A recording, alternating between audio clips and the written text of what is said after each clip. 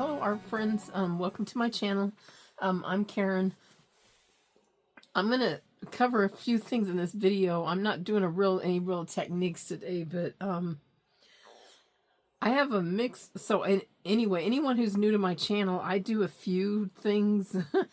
I do kind of fabric art and collage. I do mixed media. I've done mixed media for like 20 or 21 years now. And then I've been doing experimenting with junk journaling and learning shabby chic style, but I do tend to lean towards grungy in my regular work, and so I've been doing that for the last few years. So most of my videos on here so far are probably mostly junk journaling stuff and fabric art, but I also have a mixed media group that meets through meetup.com. And we do things on Zoom. So I'm proposing a project for us to do in there that's going to include a little flip through of this journal. But I will link because it's a flip through, I'm going to go ahead and make this a public video. But if anybody is interested in joining or checking out my meetup group, I'll put the link down there below. It's just a place to go get art inspiration, and we meet online on Zoom. I'm local in Colorado, but we do have other people in other states that join us. So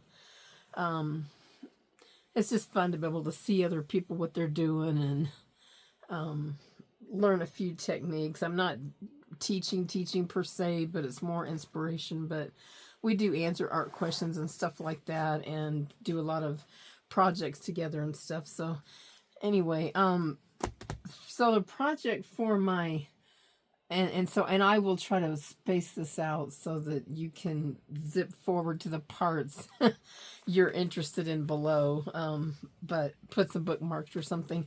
But for the art group, I don't remember the name of this project. I did it 3 years ago. I think I ran across a video of it on YouTube, and I can't remember what it's called. I want to say it had something about 5 and art journaling. The Big 5, the Art 5. I don't know what it's called. I really can't remember. And I looked at my past meetup, and it did not say the name in there. I think I called it Art Journaling Insanity because I couldn't believe it was even possible. But the concept, and I don't know who came up with this, but the idea was that you work super, super fast and you can make an art journal in one setting. I think they say, oh, you can do it like in 2 hours.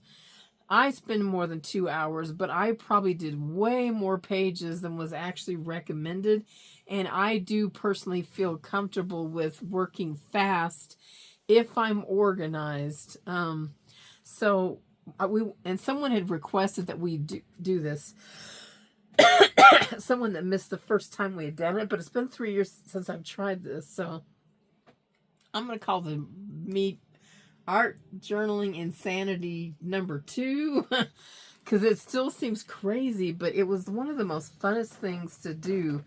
Anyway, in the actual group, I will post the steps. To make an art journal in one day, basically, you have to be real organized, and you're going to go work fast. I mean, super fast. And so I think you do like 15 or so minutes increments for the 5 steps. So I'm going to show what I did here. Let me show the flip through of what I did first. First of all, I'm used to working big, and my images are big, and I love using magazine stuff, and I used to try to work small when I was new, and I found it a struggle because the cool images I liked were big and tall. So that's probably why I like working bigger better. If I'm going to do something more abstract, I don't care. I can work in any size. But for this one, this is what I did basically, and I will go over this a little bit more, but this is a big magazine. Someone gave me one of these, and I really loved it. It's Variety Magazine, and it's approximately 10 by 13 or slightly bigger. But I liked it because the covers are much stronger than a normal magazine. And some of the pages are gloss, but some are matte. This one has a gritty feel to it and is more of a cardstock. But I like the graphics in it because it's about movies and stuff, so you get really neat pages and stuff. And the pages inspire me, and so I use one of these as the basis for this magazine journal. And so I've seen some people doing this, and what I did is I folded the pages in half. But some people are literally taking their magazine and cutting it half across this way, so that they get, you know, like a skinny one here. You can do a half and half, or make one a kind of a long skinny one and one a little bit bigger, so it's a little bit more square. That's if you want to do that. That's totally optional. For this particular meet in the group, you use any kind of journal you want, as long as it's something that can support the mixed media, or that you can prep ahead of time and make it take the mixed media. I used to buy really expensive art papers, but I tend to not do that anymore. I do still have a lot. I mean, I probably have enough to last me the rest of my life, but I also like the challenge of working in magazines, like stuff like this, because I like the challenge of when there's something already on the page. I do better altering something that already has print on it than starting with a blank book. I always have, and I think it's because I came from the altered book arena, using book with text on it, and I still like to start that way. Anyway, I'm just going to show you. So this was the magazine, but I like the fonts and stuff and some of the colored backgrounds you get. And then I seen this page. I would not use this for my journal for this upcoming meet, because this one right here is screaming Alice in Wonderland. I want to use this for an Alice art journal of some sorts eventually, or mixed media journal. So anyway, they're just really cool pages. But if you wanted to do a magazine and do something kind of similar to what I have here, I did two things because I wanted more strength. I think I'd have to see. Sometimes, it depends on the thickness of your pages. Sometimes, and I go through quite a bit of glue stick, but I glue two pages completely together. If I think it's a little bit too thin, and then I glue this one again, and then I fold it in this way, and then I crease it, and I did this, and then I did the same thing on this side, and then I came in and I creased these. This way I'm limiting the number of pages, but I'm giving myself the strength I need. And I glued all this in, but I found the pages didn't really hold. So after that, I took masking tape, and I ran some tape down here to hold this together so that it wouldn't come unglued on me. And then I burnished it really good with a bone folder, because I find if I press down super hard with masking tape and get all that air out and use a bone folder, I can get a really good adherence. But I like using masking tape on my books anyway, because I like the grunginess of it and the way it takes the paint, and it's just really cool. So anyway, that's what I did to make my journal. If I did it again, I will probably not do one quite as tall this next time, but I'm doing a different book probably for this particular meet. For other ones, I'm just going to show, because someone did ask me, well, what kind of journal do I use? You can use anything you want. You can use, just a regular sketchbook that's in a spiral, whatever you want to use. You just need to know that you're going to do probably 10 to 15 pages, and you have to be able to get all your fronts and backs painted in 15 minutes, and you got to move fast. But if you want a smaller book, then use a smaller book. If you want fewer pages, do fewer pages, but make it enough that it's a challenge and that you feel like you've really accomplished something in the end. Anyway, these are old journals I had from a class a long time ago, and I never finished them. Oh, this must be one of those ones that folds out into a whole big sheet or something. But I have stuff like this I could use. You really can use anything. This was another one I did a long time ago where I had a piece of cardboard, and this was some of my more mixed media art paper. But you can use any kind of paper you want, as long as you strengthen it a little bit And then I was going to show this because for some of you I know in the group don't really do your own book binding. So I did this a long time ago when I was in a period where I couldn't do my regular mixed media because my house was pretty much under construction for a year. So I got a photo album. Oops, it's hard to get out. And these might be harder to find too, but when I do look for them, I go to the thrift store. And so it had these sleeves where you just put big photos in them. And I just made sheets of cardstock. Now, if I were doing this for this particular technique, I wouldn't use these thinner papers. I would use regular watercolor paper or something significant. But that's another option, is you could just do a bunch of loose sheets if you don't want to bind a book. And then after the end, you would slide them in here. But you would want to test them first. And this one doesn't have very much on it. It's very flat and low profile. If you're going to put any thickness on there, you have to make your pages more narrow so that it will kind of, so that you can get them back in after they've got stuff built up on them. But anyway, this is just a couple ideas of what I've done in the past for this kind of stuff. But if you do that, you'll be working on your pages outside of the book. For in the actual meat, you're going to go super fast, and you'll want to have stuff like wax paper and stuff. In the actual art group, I'll put a list of supplies and some of what your homework is, because to do this, it is possible to get your book assembled and everything, not book binding, but like, you know, your base pages all done with some artwork and journaling, but you have to be super prepared. And so what you'll do is, like, step one is going to be painting your background. So you're going to move super fast. These are the ones I did. I used either a brayer or a paint scraper, and I might have used both, but you're limiting yourself to 3 or 4 colors. I'll have some notes on this stuff in the actual group, but this is just to kind of give you an idea. You're going to limit yourself to 3 or 4 colors. Oh,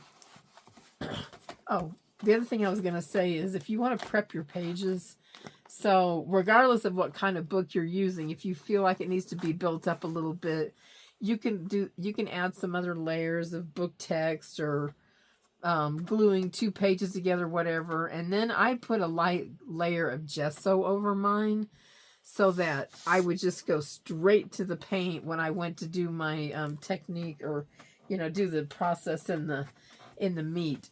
When we did this a few years ago. And so you'll want to do that kind of stuff. And it doesn't have to be perfect. I just want to get some gesso down. And I don't care if it's erratic looking. It makes the background more interesting. And I really like grungy, and I like variegation, where things are not all the same. So anyway, layer 1 is, you're just going to go through quickly and you're going to paint. And I don't even think I didn't even use a brush.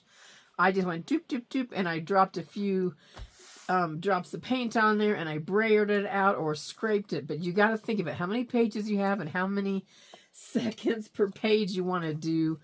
I had this whole thing assembled, and I said, I'm going to do the best I can. And I think I counted up that fronts and backs, I think this was around 28 pages. I skipped a couple pages because they had really cool images, and I wanted to do regular art journal pages on them later, not one where I was going to lose all control. So, but most of them I did get them painted. So, and of course, as the timer is ticking down, I'll give people a 2-minute warning or whatever. And if you're getting behind, you go fast, fast, fast. You go faster, and you're going to put wax paper between each layer, and they're not going to be dry.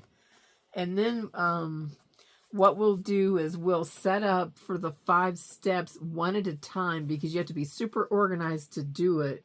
So you need a clean workspace, and you need to be organized for that particular step. So the first one is going to be like, you're going to need paint and water, and you'll need a brayer or a scraper. You could try a brush, but every time you use a brush, generally you're going to put the paint on too thick, and you're going to get too fussy, and you're not going to get it done. So I just do quick.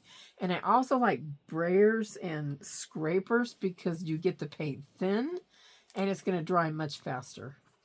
Of course, I'm in an arid climate, so it dries fast for me anyway. But that's going to be layer 1. Layer 2, I believe, was adding, I can't remember the sequence. There was one layer where we added stenciling, and that's what this stuff here is. Another layer was just quick collage, and I mean, like, and you're not going to fill up the page on any of these. You're just going to add bits and pieces here. Like, one layer was tissue paper, so this was I use this Japanese print as tissue paper, and I added those. So there's a little bit of tissue. Well, I don't know where the tissue paper is on these ones, but you're going to add tissue paper on some of these layers. And if you don't have to hit every page. If you have got a decent background start and you already like it, then skip that page and go on to the next one. But you want to work quick, and you're not going to be planning out any of your pages. You're going to have to go kind of by the seat of your pants the day of the event, but ahead of time you'll have your images and stuff like that. So if you want any fussy cutting, then I'm giving you about 2 weeks to prepare, so you can look for images if you want, and you're going to want more images than you need, because otherwise you're going to be like, oh, it doesn't work, blah, blah, blah, blah, which you're not going to be thinking about it that much anyway.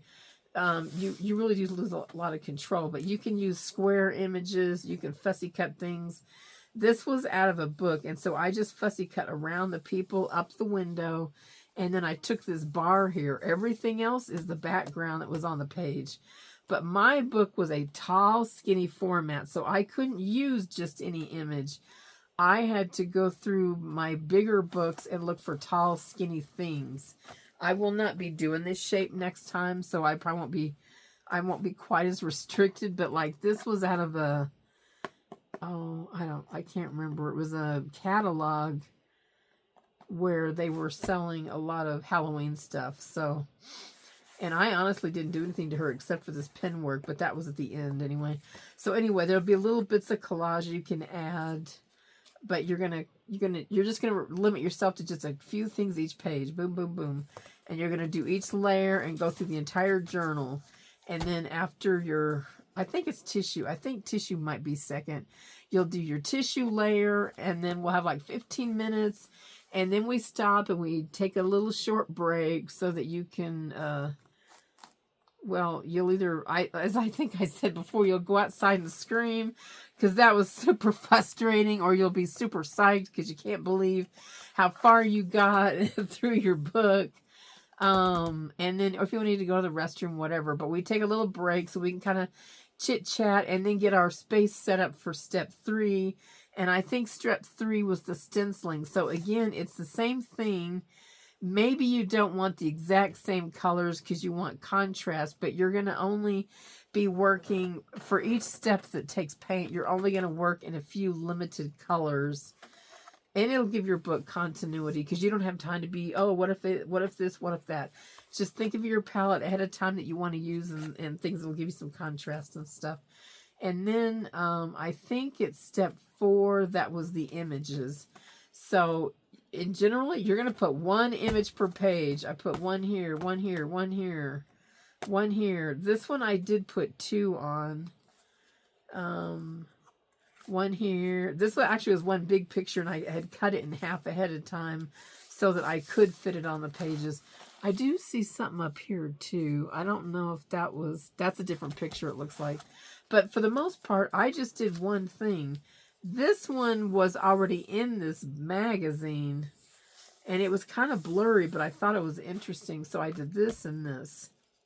And you can tell when I started getting behind, because I had these are not completed, but I did get a long ways, but they're still interesting. I got 1 here, 1 here, 1 here, 1 here. This was part of my collage that I had put on there. 1 here. This was mostly the original page. It was an advertisement for a movie about Africa or something. It had these really cool elephants, and it already had a really pretty background. So I just added a little bit, and then this was tissue paper up here with like palm leaves and stuff. There's the other half of that page where I had folded it over.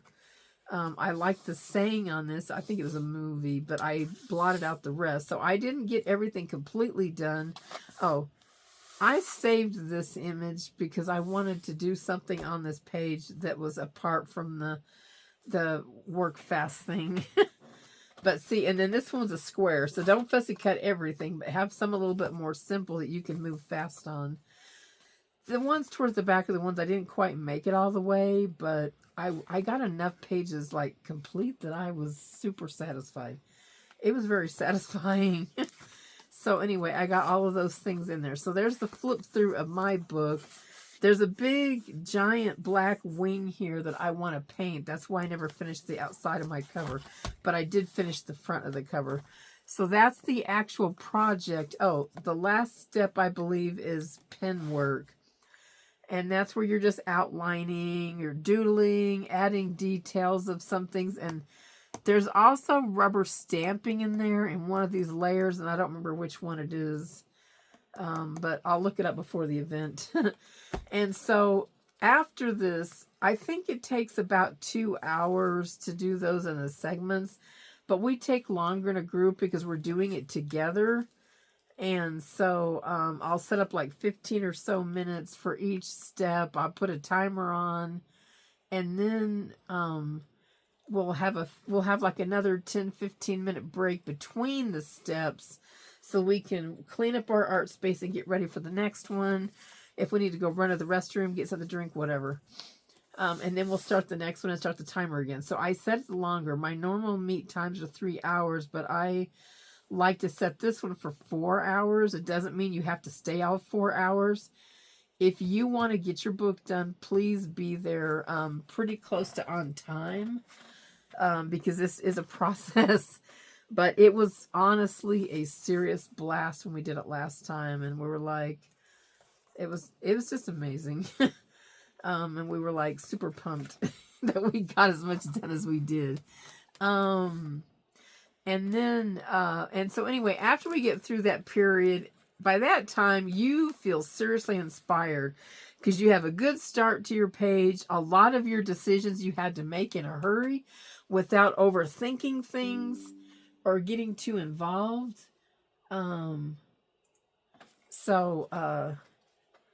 By then, we just hung around and we just continued doodling in our books, doing a little bit of finishing work and chatting. So I'm painting this. That's why it's still really glossy there. I'm going to paint over this. I still haven't gotten back to it, but I will. So anyway, that's the project. I just wanted to kind of show the flip through to some degree. If anybody else out there in YouTube land wants to see it, because I do love mixed media. This was all stenciling. I don't know who made that stencil, but it looks kind of like a ladder. But I had used rubber stamping and stuff, but I like layers upon layers upon layers. And so this was very satisfying to me. And then I think I went in and doodled in or colored in some of this frame on this thing white. I don't even know what it is anymore. I don't know if it was I think it was a frame on the page. But anyway. So that's the project, and that's my flip through. And anyway, I'll post more information in the group for what we wanted to do, but I just thought I would go ahead and make a YouTube video so it wasn't quite so vague and give you ideas about things if you were wondering what to use for a journal. But have all your images sorted out and make sure you have more than you need. Don't have a huge amount. But you want enough for every page, and then at least another little handful so that if one just doesn't work out or is not inspiring you in that moment. But don't think about it. You're going to move fast. This is really super intuitive. Oh, the other thing I was going to say about my images, I have a lot of images that I hoard because of the type of mixed media I do and the way I express myself. And these ones are mostly, oh, that's a really cool image. And it doesn't really appeal to me. Like, it's not something that calls to me and makes me feel super expressive. Like, oh, that really expresses my emotion. I want to use it on an art journal page. They're neat and I would never get rid of them. So I consider these my, I don't know, I call them the B images. The ones that never quite make it into the book, but they're too interesting to let them go. And so I was super happy that I found so many cool images that I would have never ever used, and they really make the page so different. So anyway, that's the project. This book is a little bit bigger than my screen is here, but this is like 13 inches tall. So anyway, okay, all right. Well, anyway, thanks so much for joining me.